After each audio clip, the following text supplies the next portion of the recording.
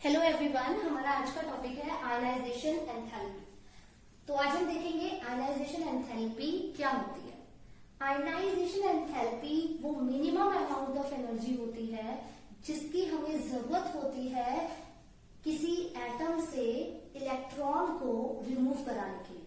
तो जब भी हम किसी एटम से किसी इलेक्ट्रॉन को रिमूव कराते हैं तो उस इलेक्ट्रॉन को रिमूव कराने के लिए जो हमें मिनिमम अमाउंट ऑफ एनर्जी चाहिए होती है, उस मिनिमम अमाउंट ऑफ एनर्जी को ही हम क्या बोलते हैं, आयनाइजेशन एनर्जी और आयनाइजेशन एंथैल्पी।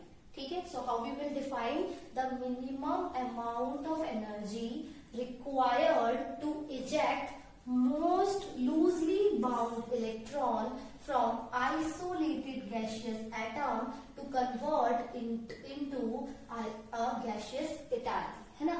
तो आपने क्या करना है, जो आइसोलेटेड गैशियस एटम से इलेक्ट्रॉन को by providing some energy remove करना है और उस आइसोलेटेड गैशियस एटम को किसमें कन्वर्ट कर देना है, गैशियस केटायन में। ठीक है, अब यहाँ पे जो ये वर्ड है ना, आइसोलेटेड गैशियस एटम, इसका मीनिंग क्या है। देखो, एटम हमारा सॉलिड स्टेट में भी हो सकता है, लिक्विड स्टेट में भी है या गैशियस स्टेट में भी हो सकता है। तो यहाँ पे मेनली हमने गैशियस स्टेट क्यों ली, क्योंकि जो हमारे कोई भी एक अगर हम एलिमेंट लेते हैं तो उसमें बहुत सारे एटम्स प्रेजेंट होते हैं, है ना। तो अगर बहुत सारे एटम्स प्रेजेंट होंगे तो क्या होगा, inter atomic force of attraction होगा उन एटम्स के बीच में, है ना। सॉलिड्स में inter atomic force of attraction क्या होता है, मैक्सिमम। लिक्विड्स में मॉडरेट होता है और गैशियस में क्या होता है, सबसे कम होता है, मिनिमम होता है। तो इसी वजह से हम जो एटम लेते हैं वो क्या लेते हैं, गैशियस लेते हैं।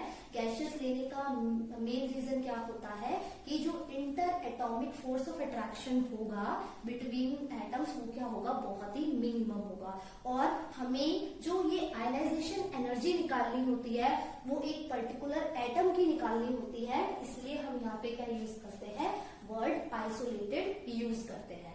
ठीक है, और आपको पता ही है जब किसी भी एटम में से हम इलेक्ट्रॉन को रिमूव करते हैं तो वो एटम कैसा हो जाता है, पॉजिटिव हो जाता है, यानी कि वो किस में कन्वर्ट हो जाता है, केटायन में कन्वर्ट हो जाता है। ठीक है, सो आयनाइजेशन एनर्जी क्या है, it is defined as the minimum amount of energy which is required to eject the most loosely bound electron from an isolated gaseous atom to convert it into a gaseous cation।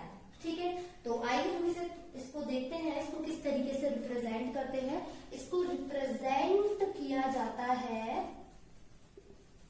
इस तरीके से, enthalpy को हम H से, change in enthalpy, और क्योंकि ionization enthalpy है तो हम यहाँ पे स्मॉल आई लगा देते हैं, तो it is represented like this.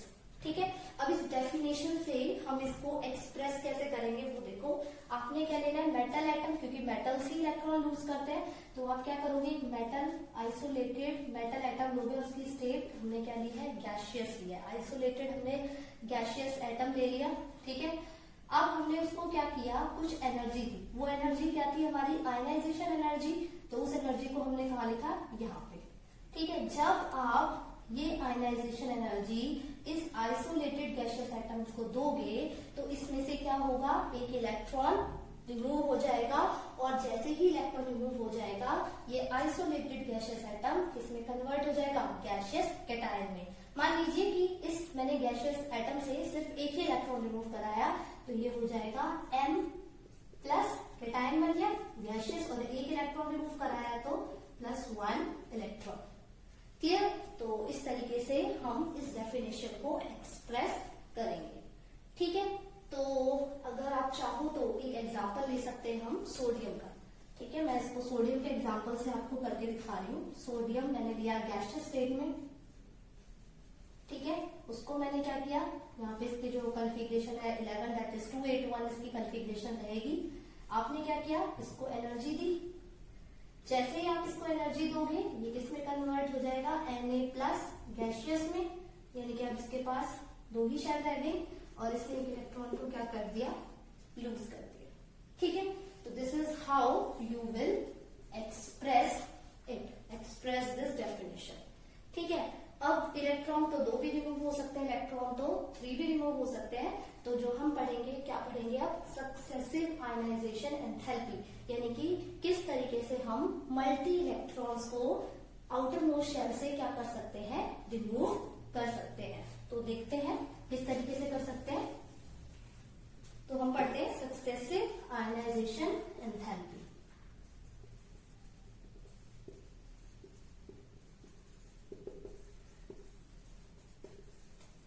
ठीक है, तो एक लाइन तो ऑलरेडी लिखी हुई है।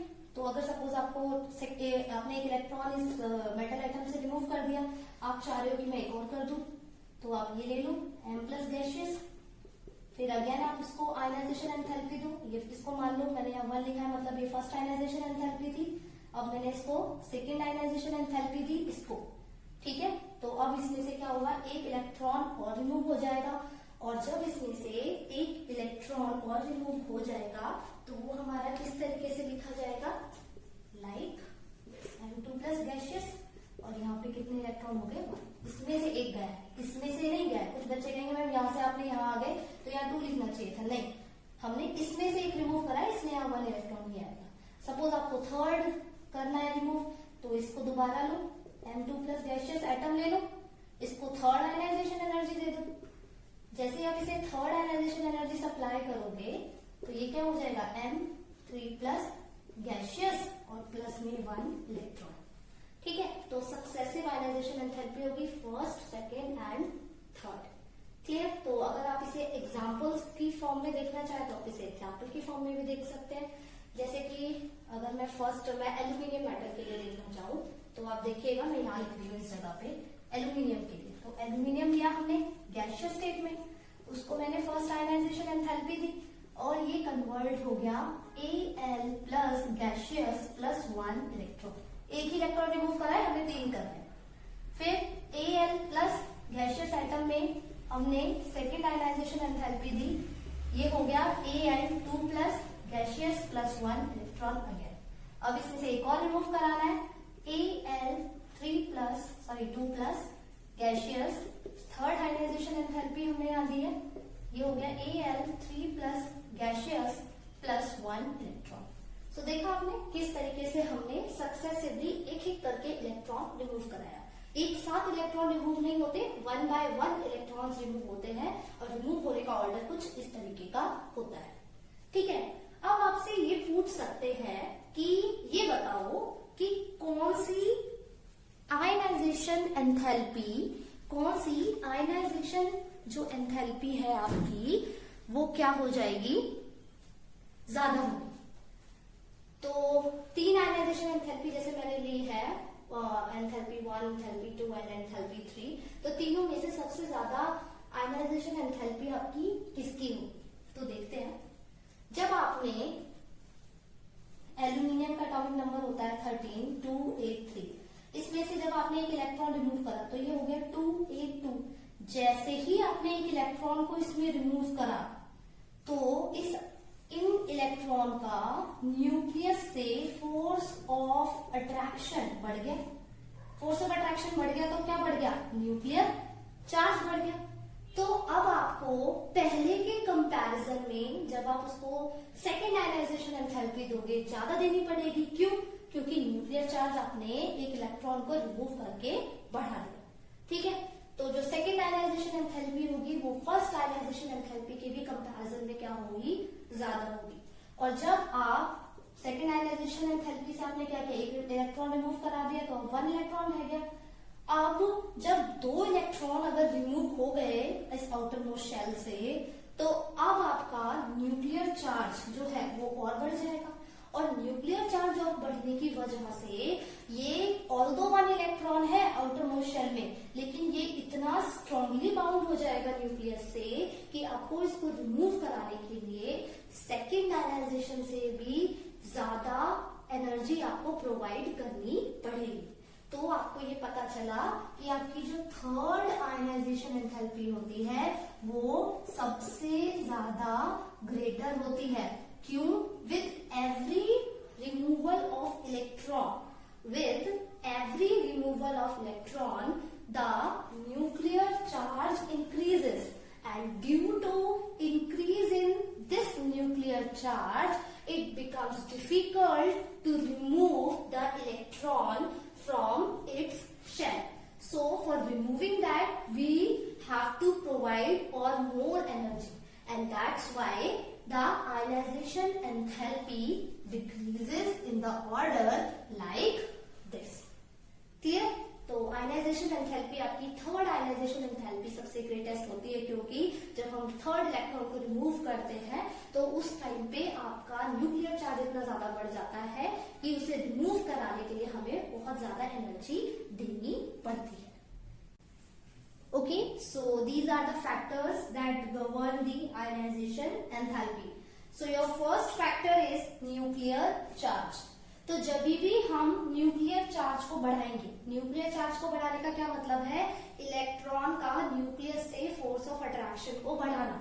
तो आप खुद ही बताइए, जितना ज्यादा इलेक्ट्रॉन का फोर्स ऑफ अट्रैक्शन होगा न्यूक्लियस से, उतना ही डिफिकल्ट होगा उस इलेक्ट्रॉन को रिमूव करना, और आपको उतनी ही ज्यादा आयनाइजेशन एंथैल्पी देनी पड़ेगी, है ना. तो न्यूक्लियर चार्ज अगर आपका बढ़ता है तो आपकी आयनाइजेशन एंथैल्पी भी क्या करती है, बढ़ती है. नेक्स्ट आता है आपका एटॉमिक साइज. एटॉमिक साइज आपका जितना ज्यादा होगा, किसी भी एलिमेंट का एटॉमिक साइज क्या होगा, जितना ज्यादा होगा उतना ही उस इलेक्ट्रॉन का न्यूक्लियस से फोर्स ऑफ अट्रैक्शन कम होगा, और जितना कम न्यूक्लियस से फोर्स ऑफ अट्रैक्शन होगा उस एलिमेंट का, उतना ही इजीली और उतनी ही कम एनर्जी से हम इलेक्ट्रॉन को क्या कर सकते हैं, रिमूव कर सकते हैं. तो हमारा एटॉमिक साइज अगर बढ़ेगा तो हमारी आयनाइजेशन एंथैल्पी क्या होगी, घटेगी. तो आप कह सकते हो कि जो हमारा एटॉमिक साइज है वो आयनाइजेशन एंथैल्पी के क्या है, इनवर्सली प्रोपोर्शनल है. ठीक है, और यहाँ पे भी बता सकते हो इसी तरीके से कि जो आपका न्यूक्लियर चार्ज है वो डायरेक्टली प्रोपोर्शनल है किसके, आयनाइजेशन एंथैल्पी के. अब आ जाओ स्क्रीनिंग इफेक्ट. स्क्रीनिंग इफेक्ट का मतलब मैं आपको बता चुकी हूँ. जब हमारे इनर शेल के इलेक्ट्रॉन्स न्यूक्लियस को अच्छे से शील्ड कर लेंगे तो आउटर मोस्ट शेल के इलेक्ट्रॉन का न्यूक्लियस से फोर्स ऑफ अट्रैक्शन क्या हो जाएगा, वीक हो जाएगा. और अगर आउटर मोस्ट शेल का न्यूक्लियस से फोर्स ऑफ अट्रैक्शन कम हो जाएगा, इसका मतलब उस इलेक्ट्रॉन को रिमूव करने के लिए आपको ज्यादा एनर्जी देने की जरूरत नहीं पड़ेगी, कम एनर्जी से ही वो इलेक्ट्रॉन रिमूव हो जाएगा, है ना. तो अगर आपका स्क्रीनिंग इफेक्ट बढ़ता है, अगर आपका स्क्रीनिंग इफेक्ट बढ़ता है तो आपकी आयनाइजेशन एंथैल्पी क्या होती है, डिक्रीज हो जाती है. ठीक है, तो आप कह सकते हो इसमें कि स्क्रीनिंग इफेक्ट के आयनाइजेशन जो एंथैल्पी है वो क्या होती है, इनवर्सली प्रोपोर्शनल. ठीक है, और screening effect on the basis of shape आपको पता ही है, सबसे ज्यादा कौन से ऑर्बिटल का होता है, एस ऑर्बिटल का, फिर पी ऑर्बिटल का, फिर डी का, एंड देन एफ का. सबसे ज्यादा हमारा किसका होता है, एस ऑर्बिटल का स्क्रीनिंग इफेक्ट होता है, क्योंकि उसकी शेप बहुत ज्यादा सिमेट्रिकल होती है. Now coming to next factor, that is penetration effect.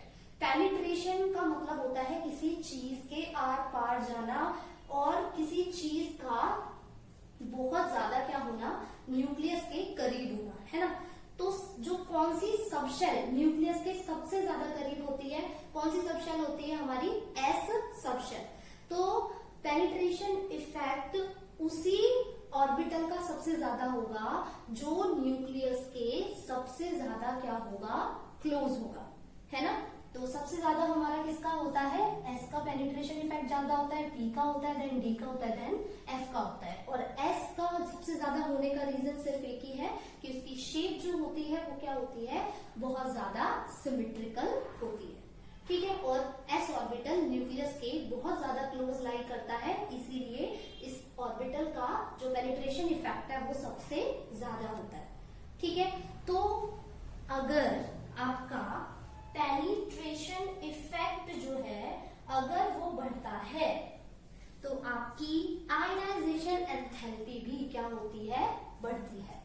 अगर आपका पेनिट्रेशन इफेक्ट बढ़ेगा तो आपकी आयनाइजेशन एंथैल्पी भी बढ़ेगी, यानी कि पेनिट्रेशन इफेक्ट के आयनाइजेशन एंथैल्पी डायरेक्टली प्रोपोर्शनल होती है। Next coming to effect of arrangement of electrons. ये डिपेंड करेगा कि ऑर्बिटल में इलेक्ट्रॉन की अरेंजमेंट कैसी है। अरेंजमेंट इन द सेंस कि वो ऑर्बिटल्स हाफ फिल्ड है या फुली फिल्ड है। जैसे हमें पता है p सब शेल के 3 ऑर्बिटल्स होते हैं, है ना। तो अगर इस तरीके से इलेक्ट्रॉन है तो ये इसकी हाफ फिल्ड कन्फिग्रेशन हो गई। अगर ये इस तरीके से फिल्ड है आपके तो ये इसकी क्या हो गई, फुली फिल्ड कन्फिग्रेशन हो गई। तो इलेक्ट्रॉन का अरेंजमेंट किसी भी एटम के अराउंड कैसा है, मतलब वो ऑर्बिटल आपका हाफ फिल्ड है या फुली फिल्ड है। अगर आपके हाफ फिल्ड या फुली फिल्ड वाला केस आता है तो उस केस में आपकी जो आयनाइजेशन एंथैल्पी है वो क्या कर जाती है, बढ़ जाती है।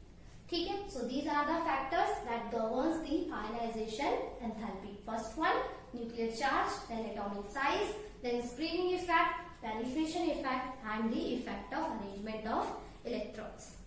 Okay, thank you class.